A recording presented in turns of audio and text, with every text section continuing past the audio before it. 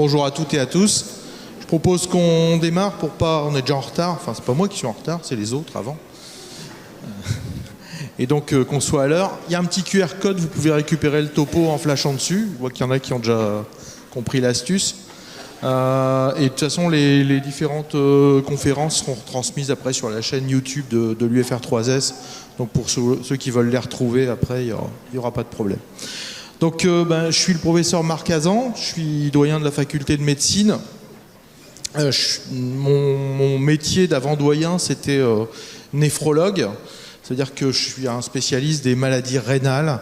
Donc je m'occupais essentiellement de malades en insuffisance rénale chronique, dialysés ou transplantés. Donc c'était ça mon vrai métier, enfin surtout les transplantés du reste. Ce métier-là de doyen, ça me prend 150% de mon temps, donc je fais encore un petit 50% de médecine, ce qui fait que grosso modo je fais un 200%. Bon voilà, on y arrive à peu près si on dort pas trop. Donc je vais vous faire un petit panorama des études. Je propose que vous n'hésitez pas à lever la main, m'interrompre, etc. en cours de route, ça sera plus vivant que de faire un truc complètement descendant et d'attendre les questions à la fin. Donc s'il y a des trucs pas clairs entre deux, n'hésitez pas à m'arrêter et à ce qu'on continue. Donc vous avez vu un petit peu l'accès aux études de santé ce matin, on vous a montré comment ça fonctionne. Et donc nous on va repartir à partir de la MED 2, c'est-à-dire le DFGSM2, donc, ou deuxième année de médecine. D'accord ? Ce qui se passe quand on a réussi PASS-LAS.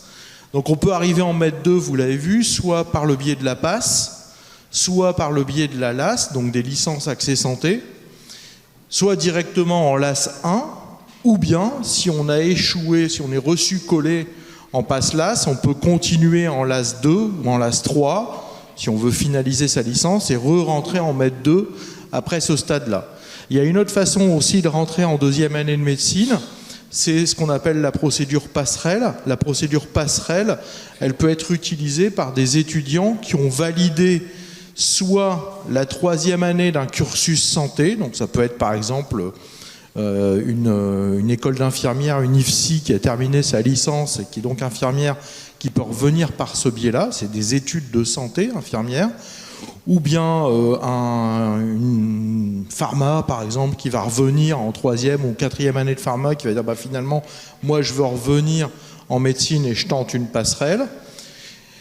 Et si ce n'est pas des études de santé, il faut avoir l'équivalent d'un Master 2, c'est-à-dire d'un Bac plus 5, d'avoir validé un grade Master. Et là, on peut venir de partout. Nous, on prend en passerelle des fois des gens qui ont fait un Master d'autre chose, qui n'est pas forcément des études de santé, mais ça, c'est la loi, c'est les textes. Donc, ce n'est pas l'ILOA, c'est les textes nationaux. Donc la passerelle, c'est une bonne solution donc aussi pour y arriver. On prend nous à Lille entre 30 et 35 étudiants en passerelle chaque année. Et c'est des bons étudiants. Le taux de réussite en MED 2, il est bon pour ces étudiants en passerelle, mais on les a sélectionnés avant. C'est-à-dire qu'ils ont été sélectionnés sur dossier. Puis ceux dont on a gardé le dossier, on fait des auditions. Et une fois qu'on a fait l'audition, on écrème encore, et donc finalement on garde vraiment de très bons étudiants. On n'est pas très étonné que les résultats soient bons. Donc là on rentre en deuxième année de médecine, qui est la première année du premier cycle. Le premier cycle, il va comporter le MED 2 et le MED 3, donc deuxième et troisième année. Puis ensuite, les étudiants vont rentrer en deuxième cycle, qu'on appelle aussi l'externat, d'accord ? On est externe quand on arrive en quatrième année. Et ce deuxième cycle, il va durer 3 ans, MED 4, MED 5, MED 6. Et il va conduire à l'internat. Je vous parlerai de deux petites choses sur cette diapo. Les examens dématérialisés nationaux et les examens cliniques à objectifs structurés. En fait, c'est la nouvelle façon, c'est la réforme du deuxième cycle. Et c'est la nouvelle façon d'évaluer les étudiants aujourd'hui. Dans le temps, il n'y a pas si longtemps, puisque ce sera la dernière année des OCN pour les redoublants là, on avait ce qu'on appelait les examens classants nationaux. Les examens classants nationaux, c'était un examen uniquement classant, puisqu'ils avaient validé leur externat, leur deuxième cycle, et donc ils avaient un examen uniquement classant qui leur permettait de se retrouver sur un classement national. Et donc de choisir à partir de là la ville et la spécialité où il voulait aller. Donc le premier, choisissait en premier, prenait ce qu'il voulait, puis le deuxième, tac, tac, tac, et puis on enlève au fil de l'eau les postes. Si je prends un poste de, je sais pas, neurochirurgie à Paris, il y a -1 à Paris dans cette fac. Puis si le suivant, il prend un poste de, je sais pas, néphrologie à Lyon, ça fait -1 là, etc., etc. Et puis le dernier prend ce qui reste. Aujourd'hui, il n'y a plus les ECN, c'est les EDN. C'était la première année où on le faisait. Les EDN, ils vont se dérouler non pas en fin de deuxième cycle, c'est-à-dire non pas en fin de Med 6, mais en début de Med 6, juste après les vacances, c'est-à-dire à la charnière Med 5, Med 6, au mois d'octobre. Ces examens, ils servent à établir un classement, mais ils sont aussi validants. Et en fait, ils sont validants parce qu'on a hiérarchisé dans le programme les connaissances en définissant ce qu'on appelle des items de rang A et des items de rang B. Les items de rang A, c'est des trucs fondamentaux, c'est ce que tout médecin doit savoir, quelle que soit sa spécialité. Autrement dit, j'ai beau être psychiatre, je dois être capable de faire un diagnostic d'infarctus. Pas forcément de le traiter, mais au moins de penser à un infarctus ou une embolie pulmonaire, si ça se produit à l'hôpital, parmi mes patients. Voilà, je dois savoir prendre en charge le début de l'infarctus ou de l'embolie pulmonaire. Ça, c'est du rang A. Après, c'est pas à moi de savoir s'il faut faire ci ou ça. Et ça, il y a une note minimale à avoir pour pouvoir valider les EDN, c'est 14 sur 20 au rang A. 14 sur 20, c'est bien plus que 10, d'accord ? Parce que c'est des connaissances fondamentales. Vous n'iriez pas voir un médecin qui passera à côté d'un diagnostic d'embolie pulmonaire ou d'infarctus. Donc ça me paraît tout à fait naturel. Et le rang B, c'est des connaissances de spécialité, un peu plus pointues pour certaines spécialités. Et là, ça va déterminer le reste du classement dans un certain nombre de groupes de spécialités. Mais c'est pas tout. Quand ils auront passé les EDN, donc en octobre, enfin quand ils les ont eu passés, puisque là ça s'est produit, cette saison, là, on a commencé, la première saison a eu lieu là. Ceux qui n'ont pas été reçus, qui n'avaient pas le 14 sur 20, ils ont pu passer une session de rattrapage. Session de rattrapage qui a eu lieu il y a très peu de temps, c'était mi-janvier. Donc mi-janvier, les moins de 14 sur 20 sont allés au rattrapage. Là-dedans, il y en a qui ont été reçus, d'autres pas reçus. Grosso modo, on est à 96,5% de reçus au rang A à l'issue de la session de rattrapage. Mais ceux qui ont passé la session de rattrapage gardent le classement qu'ils ont obtenu à la session 1, d'accord ? Puisque c'est le rattrapage, donc là on teste que le rang A, puisque c'est là-dessus qu'ils ont échoué. Donc on voit si on leur donne un laissez-passer pour aller plus loin. Et puis, bon.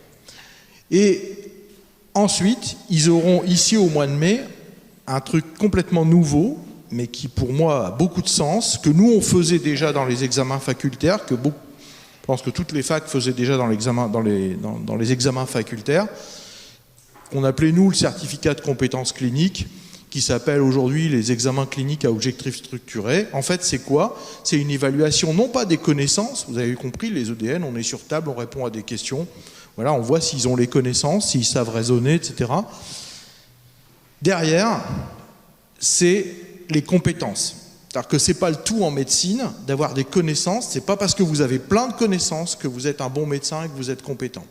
C'est ça que je veux que vous compreniez aujourd'hui. Hein.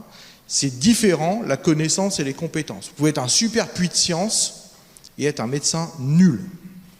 D'accord ? Et puis vous pouvez avoir des lacunes dans les connaissances, mais être un très bon médecin, parce que vous savez que, ça je m'en souviens plus très bien, mais je sais où aller voir pour le retrouver. Et je sais où aller me renseigner, et j'ai la bonne compétence parce que j'ai réussi à y penser, etc., etc. Et puis je sais faire, et je sais être aussi. C'est-à-dire que être médecin, on verra à la fin, il y a des qualités humaines extrêmement importantes à avoir. Si les gens vous emmerdent, il ne faut pas faire ce métier, quoi, clairement. Si vous n'aimez pas les gens, vous pouvez partir. Bon, tout le monde reste. Et donc ces écosses, c'est des stations, il y a 10 stations avec 10 scénarios différents. Ça peut être des stations procédurales, on voit si vous savez faire un geste, un sondage urinaire, un massage cardiaque, etc. Donc voilà. Et ça peut être des stations genre serious game, des jeux sérieux, où là finalement vous allez avoir un scénario avec un faux patient, un patient dit standardisé, et puis vous allez jouer au docteur pendant qu'il y a 2 examinateurs qui notent sur une grille extrêmement précise. Si vous posez les bonnes questions, si vous savez vous comporter, si vous savez répondre correctement aux patients, si vous savez finalement arriver soit au diagnostic ou au bon examen complémentaire qu'il fallait choisir, etc., etc. D'accord ? Et donc si vous savez le faire en fait, on vous voit en situation.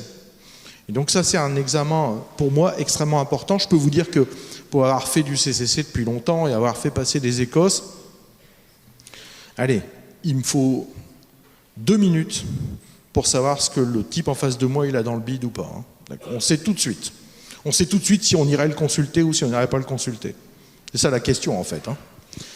Donc voilà. Et puis une fois que vous avez été reçu aux écosses, parce que les écosses seront non seulement classantes, puisque la note d'écosse va se rajouter à la note d'EDN, et donc pour modifier éventuellement le classement, et moi j'ai déjà regardé ce qu'on a ici comme résultat à Lille en faisant ça, on voit que ça modifie considérablement le classement. Il y a des gens qui ont été très bons à l'écrit, puis boum, ils sont plongés aux écosses, et à l'inverse, des gens qui étaient un peu moyens à l'écrit, boum, ils ont été propulsés vers le haut aux écosses, parce que finalement on voit que quand ils sont externes, ils sont à l'hôpital, ils ont été voir plein de malades, et ils savent déjà être docteurs. Ils savent déjà se comporter avec les gens.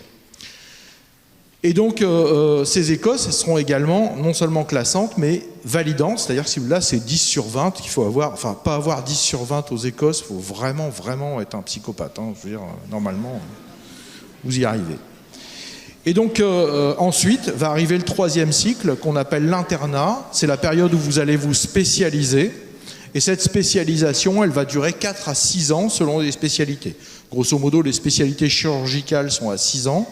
Les spécialités médicales sont entre 4 et 5 ans. Il y en a à 4 ans, il y en a à 5 ans. La médecine générale vient de passer à 4 ans. C'était la dernière qui était encore à 3 ans, mais sinon, elles sont toutes au moins à 4, sinon 5. La néphrologie, par exemple, c'est 5. Alors, donc le premier cycle, pendant 2 ans, qu'est-ce que vous allez y faire? Donc vous allez apprendre les notions de physiologie, ce qu'on appelle les grandes fonctions. Comment ça marche un cœur, comment ça marche des poumons, comment ça marche un foie, comment ça marche un tube digestif. Donc tous les aspects de comment ça marche en situation normale. Ça, c'est la physiologie. Il y aura des sciences humaines, parce qu'elles sont capitales dans le métier de médecin, hein, d'accord ? Tout un tas de choses que vous allez apprendre sur les sciences humaines. Il y a un enseignement concernant l'environnement et la santé, donc qui est alors c'est pas un programme purement lillois, hein, une fois de plus, tout ça, c'est dans des textes, il y a des textes au journal officiel, et les textes, ils définissent ce que le programme doit contenir. À Lille, on fait la même chose que les autres. Par exemple, le module environnement et santé, il est dans toutes les facs de France aujourd'hui, et il est obligatoire. Et ça me paraît plutôt une bonne idée. Pareil, il y a un module santé numérique. On ne peut pas imaginer aujourd'hui que les médecins de demain, ils ne sachent pas se servir d'un ordinateur, ils ne sachent pas ce qu'on doit faire et pas faire sur les réseaux sociaux, ils ne sachent pas utiliser des logiciels métiers, etc. etc. Donc, et puis vous allez apprendre un truc qui est capital pour moi, c'est la sémiologie. Donc il y a un élément, alors là c'est lillois, on a voulu ce qu'on appelle un passeport sémio. La sémiologie, vous savez ce que c'est ? Non. La sémiologie, c'est l'étude des signes cliniques. En gros, c'est quand je vous interroge, là que vous êtes malade, que vous venez me voir, c'est les questions que je vous pose, c'est l'examen clinique que je fais pour que vous m'expliquiez que vous avez mal là, que la douleur elle est comme ça, qu'elle commence plutôt le soir, un machin, qu'elle vous réveille ou pas la nuit, puis que je vais mettre une main sur votre ventre, je vais sentir un truc ou pas de truc, puis je vais réveiller ou pas la douleur. Et ça, c'est comme ça que moi, dans ma tête, j'aligne les indices et je me dis, ça ressemble à ça ou ça ou ça. Puis je vais vous poser 2-3 autres questions. Je vais dire, bon non, ça, on peut laisser tomber, ça va pas. Il me reste ça et ça. Puis je vais dire, tiens, je vais faire ça comme examen. Et puis je vais trancher. Et à la fin, je vais dire, voilà, vous avez ça. Pas de la magie, hein. C'est parce que je connais les signes cliniques. Et donc, si vous ne connaissez pas votre sémiologie, c'est mort. D'accord ? Vous ne ferez jamais un diagnostic. Si vous ne connaissez pas les signes cliniques, je ne vois pas comment vous allez pouvoir faire un diagnostic. Donc nous, on a rendu obligatoire ce qu'on appelle le passeport sémio, avec une note obligatoire de 16 sur 20 au passeport sémio. C'est des questions simples sur les signes cliniques. Et donc vous pouvez le passer 6 fois, 3 fois en mettre 2, 3 fois en mettre 3 pendant le premier cycle. Il y a 6 tentatives possibles. Si vous ne l'avez pas au bout des 6 tentatives, vous restez en premier cycle jusqu'à ce que vous sachiez vos signes cliniques. Moi, je ne laisserai pas toucher un malade à quelqu'un qui ne connaît pas ses signes cliniques. No way. Je ne fléchirai pas là-dessus. Et puis, vous allez être initié au raisonnement clinique. Ça, c'est ce que je viens de vous décrire, le raisonnement clinique. C'est-à-dire que grâce à ces signes cliniques, grâce aux briques, ben, je peux commencer à avoir une idée. J'ai des pièces de puzzle et je peux commencer à avoir une idée de l'image que ça va représenter. C'est le script que je construis dans ma tête pour arriver au diagnostic. Donc là, une fois de plus, il n'y a rien de magique là-dedans. Mais si l'étudiant, il va devoir raisonner. Donc vous voyez que déjà, on est bien loin du vomi de connaissances à apprendre par cœur. C'est plus du tout ça qu'on attend de vous. Les connaissances, aujourd'hui, où est-ce qu'elles sont? Là, Moi, j'ai besoin de savoir un truc. Je sors mon smartphone, je me connecte à Internet, et c'est bon, la réponse à ma question, je l'ai. Mais c'est savoir se servir des connaissances qui est plus intéressant. C'est pas d'avoir les connaissances. Et puis, on va commencer à étudier les pathologies, donc les maladies, dans certaines spécialités. Et enfin, ça sera le premier contact, dès la 2e année de médecine, avec l'hôpital. D'accord? Donc il y aura, dès la 2e année de médecine, on avait une semaine, on est en train de modifier un petit peu la maquette pour que passer à 15 jours, parce que moi je pense que c'est important que vous alliez d'entrée de jeu mettre des orteils dans l'hosto, et donc commencer à aller voir. Alors, au début, c'est de la communication. On va vous demander d'aller voir, d'aller vous accrocher à la blouse d'un vieux, puis de voir comment ça se passe en consultation, puis de faire un petit rapport à la fin pour dire, bah tiens, il a vu tel malade, donc un rapport de situation, dire, prendre un patient qui vous a intéressé, dire, bah voilà comment ça s'est passé, il a fait comme ci, comme ça, il a annoncé une mauvaise nouvelle, il s'y est pris comme ci, comme ça, etc. Donc, commencer à avoir ces aspects-là. Alors, le 2e cycle, lui, il va durer donc 3 ans, mètre 4, 5, 6, c'est ce qu'on appelle l'externat. À partir de ce stade-là, vous êtes externe. Externe, ça veut dire que vous allez passer une bonne partie, la moitié finalement, de votre externat à l'hôpital. L'autre moitié en cours et la moitié à l'hôpital.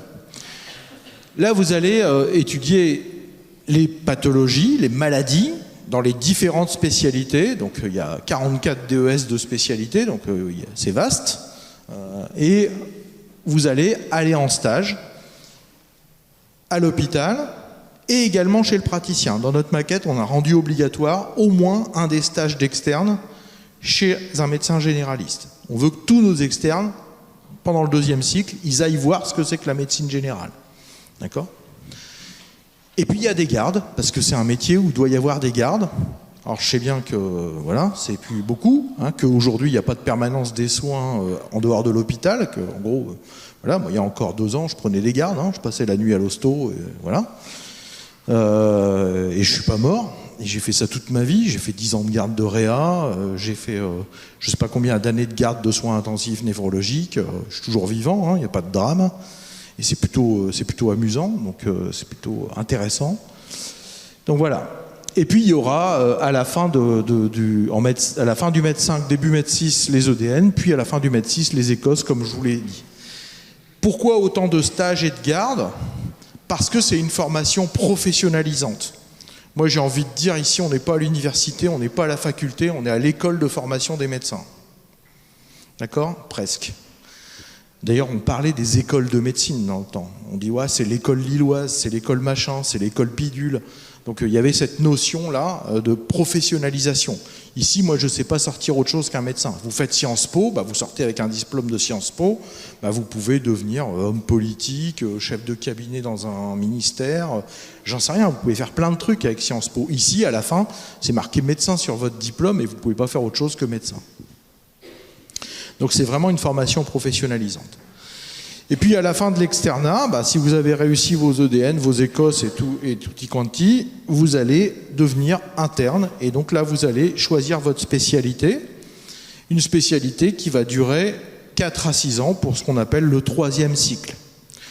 Donc le choix de la spécialité, c'est ce qu'on appelle le DES, ou diplôme d'études spécialisées. C'est ce qui fait que quand vous allez vous inscrire à l'ordre des médecins, vous allez avoir un numéro d'ordre et puis vous allez avoir une qualification ordinale. Moi, ma qualification ordinale, c'est néphrologie. Voilà. Cet internat, il se déroule en 3 phases. Une phase socle, une phase d'approfondissement, une phase de consolidation. Et la phase de consolidation, c'est surtout sur celle-là que je veux m'attarder. C'est ce que vous avez entendu parler plein, parce qu'à la radio ou à la télé, ils s'en gargarisent. C'est le docteur junior. Vous avez tous entendu parler de ce truc-là. Donc, c'est à mon avis un très mauvais un très mauvais terme, parce qu'on a l'impression qu'ils ne sont plus internes. En fait, si, le docteur junior, c'est un étudiant en médecine, il est en fin de 3e cycle, il n'a pas fini, il n'a pas encore de qualification ordinale dans sa spécialité. C'est encore un interne. En fait, c'est ce que nous, dans le temps, on appelait des vieux internes. Quand on devenait un vieil interne, le patron, il commençait à nous lâcher la grappe, à nous filer de l'autonomie, on pouvait faire de plus en plus de trucs, jusqu'à finalement finir notre cursus et devenir un senior, quoi. Et donc, là, les stages sont beaucoup plus longs. Il n'y a plus de cours à part des cours de DES, mais il y a des journées réservées aux enseignements du DES. Sinon, vous passez votre journée entière, et parfois certaines nuits, puisque quand vous êtes de garde, à l'hôpital, sur des stages qui durent 6 mois. C'est des stages d'1 semestre, avec un semestre d'hiver qui va de novembre à avril, et un semestre d'été qui va de mai à octobre. Et puis, c'est là où vous allez soutenir votre thèse d'exercice, qui doit être soutenue avant de devenir docteur junior. C'est pour ça qu'ils s'appellent docteur junior, c'est parce qu'ils ont soutenu leur thèse. Mais avant aussi, moi j'ai soutenu ma thèse avant d'avoir fini mon internat. Alors, c'est pas forcément à la fin. Vous avez le droit de la soutenir avant, c'est pas interdit. Vous pouvez la soutenir après si vous voulez. Mais là, ils peuvent plus. Dans la réforme du 3e cycle, vous ne pouvez pas être docteur junior, comme son nom l'indique, si, avant votre phase de consolidation, vous n'avez pas soutenu votre thèse. Ça, c'est quand même un élément important. Alors il y a 44 DES, on ne va pas les énumérer tous, c'est pas possible, hein, mais on pourra répondre aux questions si vous en avez. Ça représente 30 spécialités en médecine, 13 spécialités différentes en chirurgie et une spécialité dite biologie médicale, qui est une spécialité à double entrée, puisque peuvent venir dans cette spécialité-là des internes de médecine, mais également des internes de pharmacie. Si vous voulez faire biologie, réfléchissez, si votre idée c'est déjà d'être biologiste, médical, hein, c'est le biologiste médical qui signe vos analyses quand vous allez faire un bilan au laboratoire, c'est ça, un biologiste médical. Vous pouvez y rentrer aussi par la voie de la pharmacie. D'accord ? C'est possible, par le biais de l'internat de pharmacie. Et puis dans chaque diplôme d'études spécialisées, il peut y avoir pour certains une surspécialisation. Donc il y a des options, par exemple en psychiatrie, vous pouvez avoir une option psychiatrie de l'enfant et de l'adolescent pour devenir pédopsychiatre. Donc c'est une option du DES de psychiatrie. Puis il y a aussi ce qu'on appelle des formations spécialisées transversales, qui sont des formations complémentaires pour avoir une qualification supplémentaire. Par exemple, l'addictologie, c'est une formation spécialisée transversale. Donc vous pouvez très bien être psychiatre, puis dire moi tiens, je vais m'intéresser aux toxicos, je vais faire de l'addicto. Donc vous voyez que c'est un psychiatre qui a une FST d'addicto. Mais on aurait pu aussi imaginer un hépato-gastro-entérologue qui s'intéresse à la dicto pour traiter des alcooliques. Ou un pneumologue qui se dit tiens, moi je vais faire de la tabacologie, du sevrage tabagique, donc je vais faire la FST de la dicto.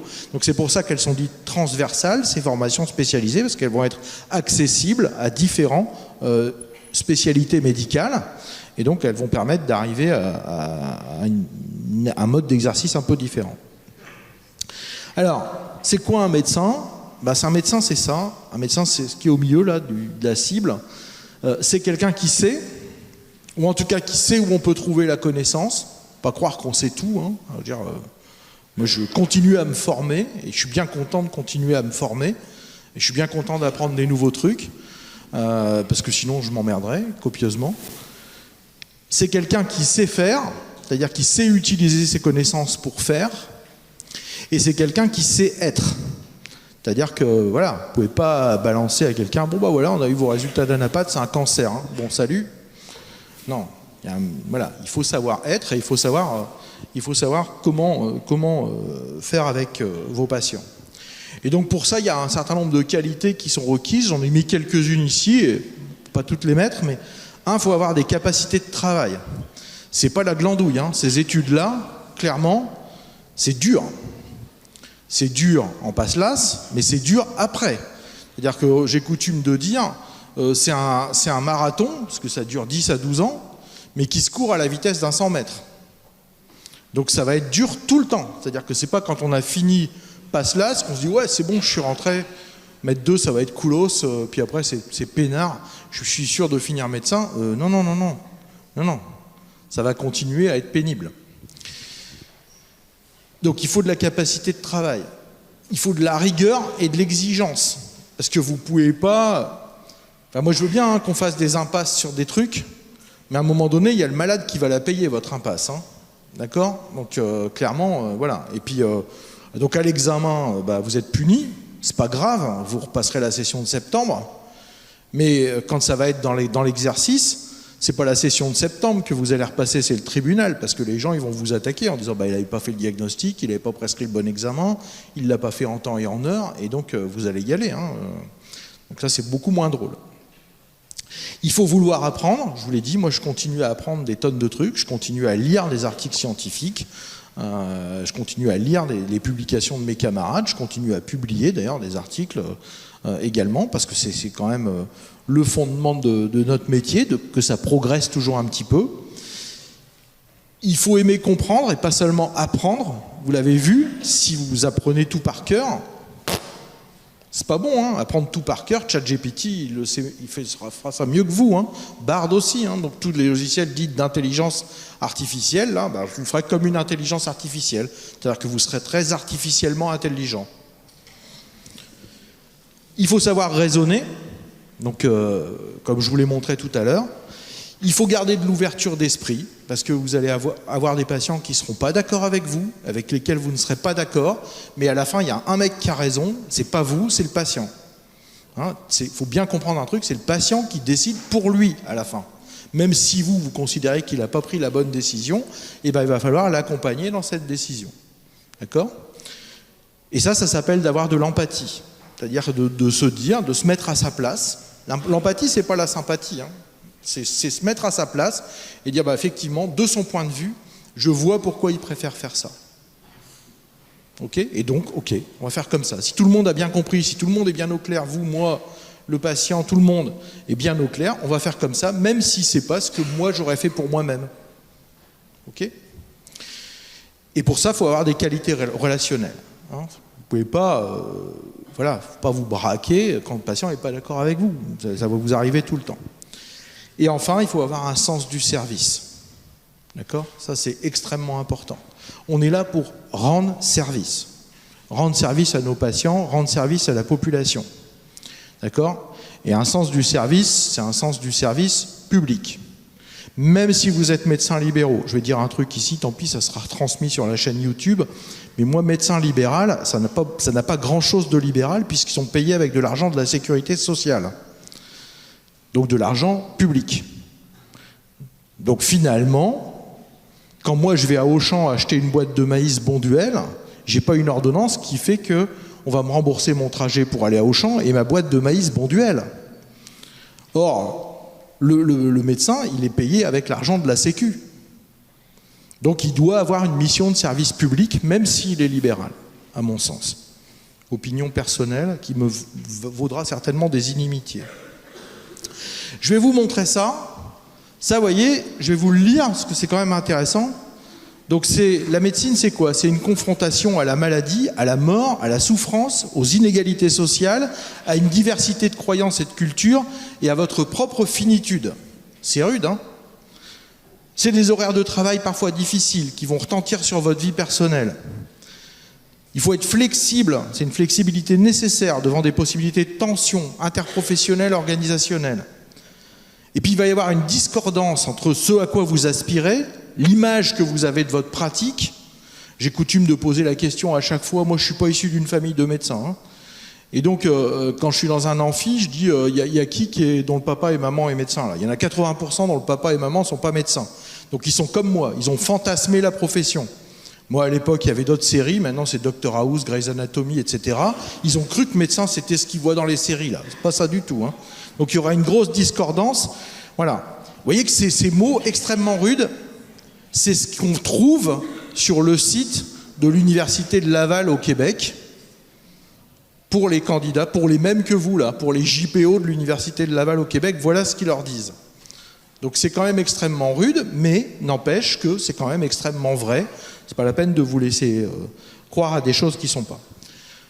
Voilà, j'ai fini là.